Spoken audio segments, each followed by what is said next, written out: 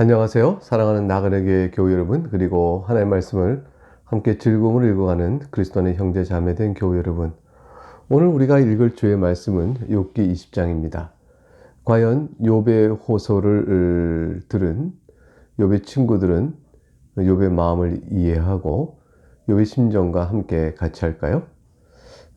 우린 이제 소발이라는 욥의 친구, 이제 두 번째 라운드에서 세 번째 친구가 되겠죠. 엘리바스, 빌닷, 각각 다 두 번째 라운드에서 발언을 다 하고 욥의 답변을 들었습니다. 이제 세 번째 소발이 다시 나서게 되어집니다. 소발은 과연 앞에서 친구들과 얘기했던 욥의 답변, 첫 번째 라운드에서 욥의 세 친구들의 각각 얘기에 대한 욥의 답변이 있었고, 두 번째 라운드에서 엘리바스와 빌닷 두 사람에 대한 반론을 들었으니까 결국 소발은 욥의 이야기를 5번에 걸쳐 이미 들은 것이죠. 소발은 과연 욥의 이야기를 들은 것만큼 자신의 주장과 또 욥에 대한 판단에 있어서 어떤 수정이 있을까요? 오늘 욥기 20장에서 소발의 생각이 어떤지 살펴보는 기회가 있게 되어집니다. 그러나 내용은 실망스러운 것이죠. 이 친구들은 결국 욥에 대한 생각과 그 뜻을 동감, 동의해가는 어떠한 여지도 보여주고 있지 않습니다. 1절부터 내용을 읽어보겠습니다. 나아마 사람 소발이 대답하여 이르되 2절 그러므로 내 초조한 마음이 나로 하여금 대답하게 하나니 이는 내 중심이 조급함이라. 3절 내가 나를 부끄럽게 하는 책망을 들었으므로 나의 슬기로운 마음이 나로 하여금 대답하게 하는구나. 이 말의 뜻은 욥이 전혀 친구들의 몇 차례에 걸친 5차례에 걸친 권면을 불구하고 인정하지 아니하니 소발이 욥을 보고 내 마음이 상하였다. 그래서 내가 말하지 않을 수가 없다. 이런 뜻입니다. 즉 초조한 마음이 나로 대답하게 하나니 이런 말은 내 마음이 상하게 되어 말을 하지 않을 수가 없다. 욥이 나를 책망하니 이는 나를 부끄럽게 하고 모욕을 주는 것이다. 이게 3절의 말씀이죠. 내가 나를 부끄럽게 하는 책망을 들었으므로 욥의 말이 친구들 사이에 주고받는 말, 그리고 첫 번째 라운드에서 소발에 대한 욥의 반론, 이 모든 것들이 소발로 하여금 도리어 욥에게 책망을 들었다는 느낌을 갖고 있는 거예요. 그 모욕을 당했다. 이런 생각을 한 겁니다. 그래서 소발은 3절 하반절에 나의 슬기로운 마음이 나로 하여금 대답하게 하는구나. 나의 슬기로운 마음. 소발 스스로 자신을 슬기롭다 얘기하면서 내가 참된 지식에 근거하여 확고부동한 하나님의 진리를 너에게 말해주는데 이것을 아는 나로서는 너에게 네가 나를 책망하는 데 대하여 반응하지 않을 수 없다라고 말하고 있습니다. 소발은 자신의 생각을 슬기롭게 여겼죠. 욥의 친구들도 다 엘리바스나 빌닷도 마찬가지였습니다. 따라서 그들은 누구의 말을 듣고 자기 생각을 고칠 그럴 사람들이 아니었습니다. 자신들은 자신이 알고 있는 지식이 옳다는 만족감으로 인해서 다른 사람을 판단할 수는 있었지만 자신들이 알고 있는 그 지식을 자신의 허물을 보지 못할 만큼 어리석고 생각이 닫혀있는 사람이었습니다. 4절부터 내용을 보면 이렇습니다. 악인은 일시적으로 번영하는데도 종국이 망한다는 주장을 이제 소발이 피게 됩니다. 4절 네가 알지 못하느냐 예로부터 사람이 이 세상에 생긴 때로부터 악인이 이긴다는 자랑도 잠시요 경건하지 못한 자의 즐거움도 잠깐이니라. 욥 자네는 이 세상에 악인도 번성하는 경우가 있으니 자네가 받는 고난이 죄의 형벌에서 오는 것이 아니라고 말하는데 악인이 이긴다는 자랑도 잠시요 이렇게 말합니다. 경건하지 못한 자의 즐거움도 잠깐이라. 그러나 소발이 대답하기를 이렇게 말하는 거죠. 욥 악인이 번성한 경우가 있다. 그러나 악인의 번성이 도대체 무엇이냐. 그들의 자랑은 잠시요 즐거움도 잠깐 아닌가. 그런데 욥 자네는 자네가 죄를 짓기 때문에 하나님께 벌을 받는 것이라는 것에 대한 반발로 악인들이 도리어 번성하면 도대체 무엇이냐. 악인들은 악을 보면서도 벌을 받지 않고 번성하고 있는 걸 보니 욥을 향하여 고난당하는 것이 죄 때문이라는 말이 틀렸다. 인과응보가 틀렸다. 이렇게 말한다 이것이죠. 그래서 소발은 답변하기를 이제 그러나 악인들이 번성하는 일이 있다. 그러나 번성하는 일이 있다 할지라도 그것이 어떠한가?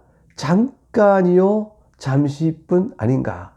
그러니 욥 자네가 어떠한가를 보라. 자네의 재앙이 자네의 번성이 악인들도 결국은 번성한다 할지라도 잠시 잠깐이니까 결국은 망하게 되는 것이라. 이렇게 그러므로 욥 자네가 당하는 모든 재앙이 부조리하다 말하지 마라.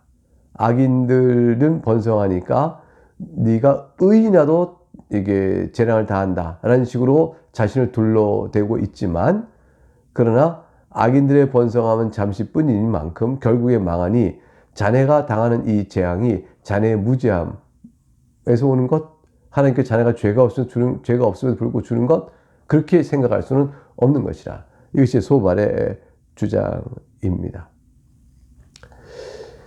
자, 그래서 이러한 소발의 내용에 대해서 이제 6절에 가서 다시 소발은 이렇게 말을 이어갑니다.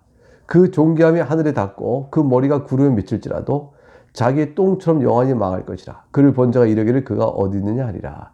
악인들의 운명이 어떤 것인가를 다시 소발이 계속해 말하기를, 잠시 동안은 존귀함이 하늘에 닿을지라도, 잠시 동안은 악인들의 머리가 구름에 미칠지라도 위대하고 크게 번성할지라도 똥처럼 영원히 명할 것이라. 따라서 그 악인을 본 자가 도대체 그 악인 본 자가 어디 갔느냐라고 말하는 형편이 있을 것이라고 말합니다. 그러니까 가장 비천하고 추하고 더러운 것에 빗대어 악인들이 영원히 멸망하게 될 것이다 라는 사실을 이렇게 말하고 싶은 것이죠. 이 땅에서 그런 일이 있을 것이라는 것입니다. 근데 이 말은 가만히 빗대 보면, 그러므로 악인들이 일시적으로 번성하더라도 죄 때문에 반드시 심판받아 무너지게 될 것을 내가 너에게 말하노니, 네가 재앙을 당하는 것이 의인으로서 당하는 재앙인 것만큼 악인은 번성하고 너는 의인으로서 재앙을 당한다고 주장하면서 오히려 하나님의 부조리를 말하고자 하느냐? 의인이어도 재앙당하는 경우가 있으니 재앙을 보고 악이라고 말하지 말라고 네가 말하는구나. 마치 번성하니 의인이 아니요 번성해도 악인이 있듯이, 번성하나 악인이 있듯이 재앙을 당하나 죄인이 아닌 경우가 있다. 네가 바로 그렇다는 걸 네가 주장하고 싶어 하는구나. 그러나 어떤 악인도 일시적으로는 그 머리가 하늘에 닿고 존귀함이 구름에 미칠지라도 그러나 자기 똥처럼 영원히 멸망하게 되는 법이니라. 이렇게 말합니다. 근데 이 말은 그대로 욥에게 적용시키면요, 욥이 이전에 번성을 누렸을 때가 하늘에 존귀함이 닿고 머리가 구름에 닿을 정도 욥이 이렇게 높아진 때가 있었죠. 그러나 영원히 자기 똥처럼 멸망한다라고 되어 있으니 똥처럼 멸망한 상태가 지금 욥 자신의 지금 형편이라고 말하고 있는 것이죠. 그러니까 이 말은 소발이 아주 잔인하게 욥의 영광과 몰락에 빗대어 하는 말과 다를 바가 없습니다. 그러니까 욥이 이 말을 듣고 얼마나 괴로움이 클까요? 8절에 가니까 그는 꿈같이 지나가니 다시 찾을 수 없을 것이요 밤에 보이는 환상처럼 사라지리라. 누가요? 악인이 말이죠. 9절 그를 본 눈이 다시 그를 보지 못할 것이요 그의 처소도 다시 그를 보지 못할 것이며 악인은 꿈이나 환상같이 사라질 것이라. 악인의 번성은 실체가 없는 것과 같다라고 말합니다. 9절에 악인은 자신 당대에 당하는 자기만의 고난을 넘어서서 자식의 세대까지 이 고난과 어려움이 미쳐진다고 말합니다. 10절 그의 아들들은 가난한 자에게 은혜를 구하겠고 가난한 자에게 구걸하여 먹고 살기 위해서 도움을 청해야 될 형편이 될 거란 얘기예요. 그리고 그도 얻은 재물을 자기 손으로 돌아줄 것이며 그가 얻은 재물을 있다면 다시 그 재물을 얻은 그 사람에게 다시 돌려주는 일이 있게 될 것이다. 왜 이렇게 돌려줄까요? 불의하고 망하게 되고 수탈당하고 자기가 얻은 것을 다시 빼앗겨버리는 그런 일들이 있게 될 것이란 말입니다. 그래서 자식들 세대에서도 그 부모의 악에 대한 심판이 이어질 것이라고 말하고 있고요. 11절에 그의 기골이 청년같이 강장하나 사람이 건강하면 미래를 내다볼 수 있고 어려운 형편이 있더라도 희망을 볼 수 있거든요. 근데 그 기세가 그와 함께 흙에 누우리라. 비참한 운명을 그가 비록 지금 힘이 있고 기골이 강대하다 할지라도 흙으로 돌아가는 거 말고 멸망케 될 것이라. 이것이 악인의 처지라 이렇게 말했습니다. 이 모든 이야기는 다 사실은 그때는 욥에게 빗대어서 욥 네가 바로 그런 처지가 아니냐 이렇게 말하고 있는 것입니다. 이거 의인이 고난당한다고 말하지 마라.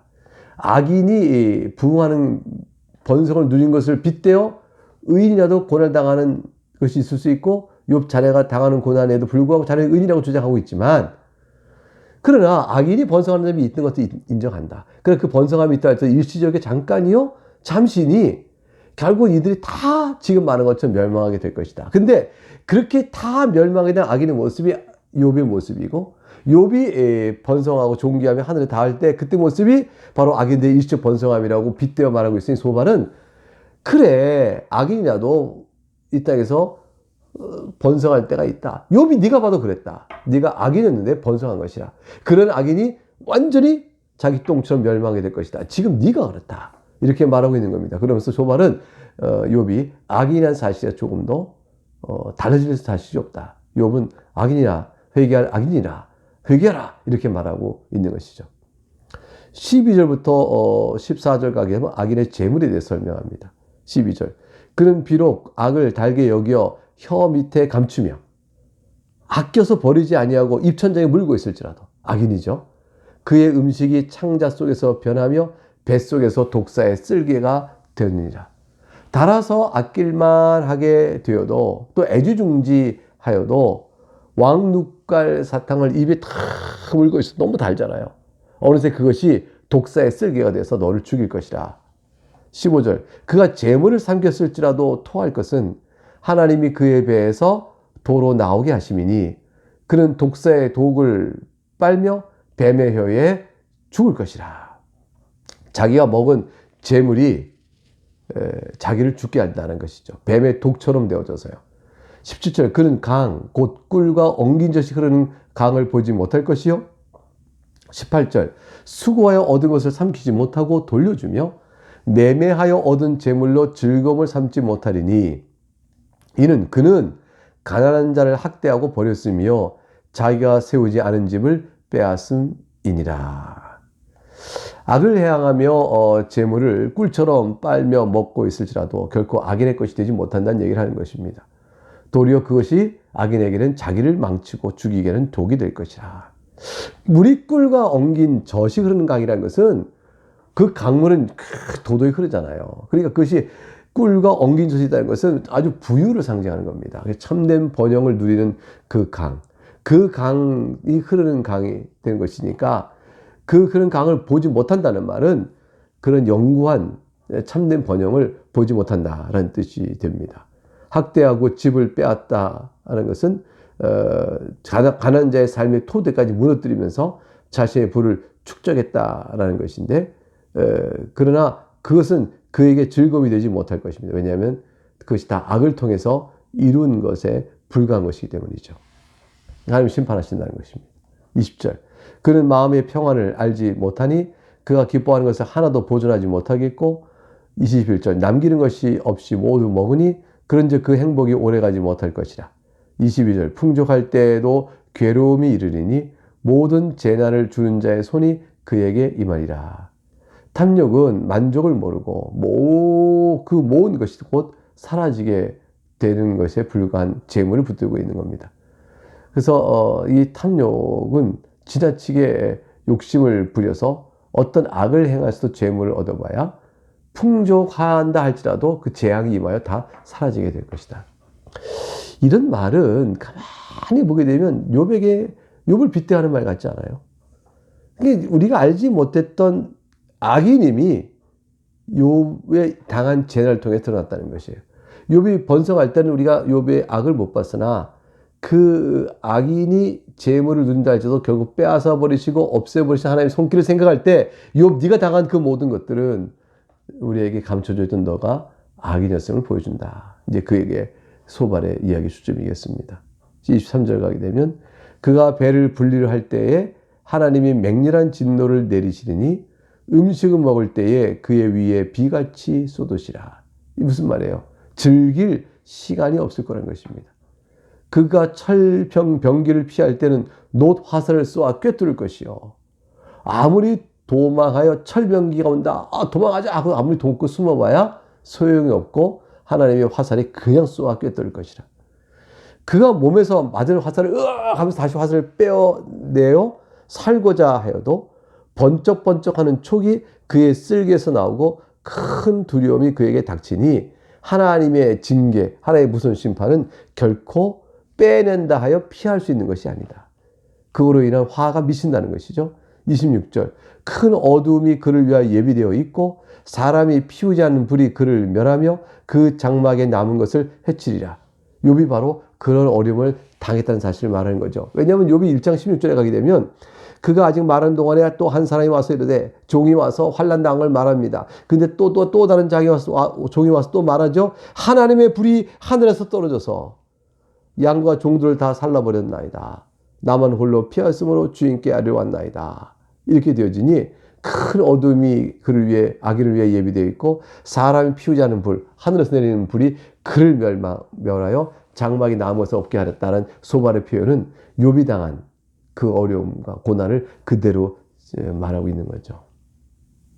그러면서 소발은 뭘 바라봐요?